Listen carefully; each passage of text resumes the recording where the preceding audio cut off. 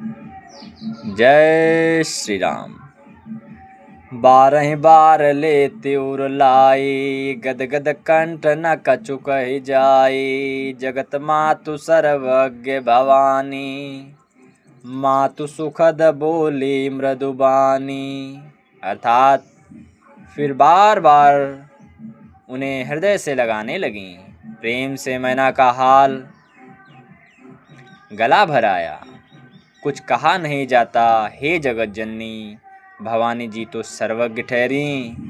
माता के मन की दशा को जानकर वे माता को सुख देने वाली कोमल वाणी से बोली। मंगल भवन मंगल हारी, द्रवो सुदशरथ जिर बिहारी।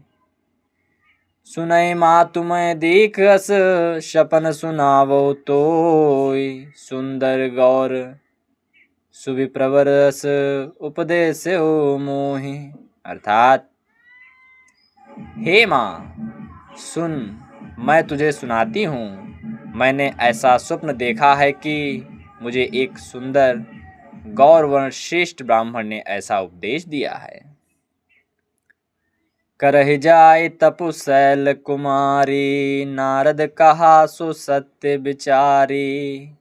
मातु पितहि पुनि यह मत भावा, तपु सुख प्रद दुख दोष नसावा। अर्थात हे पार्वती, नारद जी ने जो कहा है उसे सत्य समझकर तू जाकर तप कर। फिर यह बात तेरे माता पिता को भी अच्छी लगी है। तप सुख देने वाला और दुख दोष का नाश करने वाला है। तप बल रचय पर पंचु विधाता, तप बल विष्णु सकल जगत्राता। तप बल शंभु करय संघारा, तप बल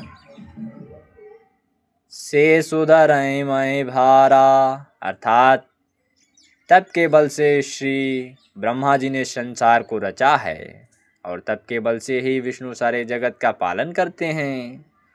तप के बल से ही शंभु रुद्र रूप से जगत का संहार करते हैं और तप के बल से ही शेष जी पृथ्वी का भार धारण करते हैं।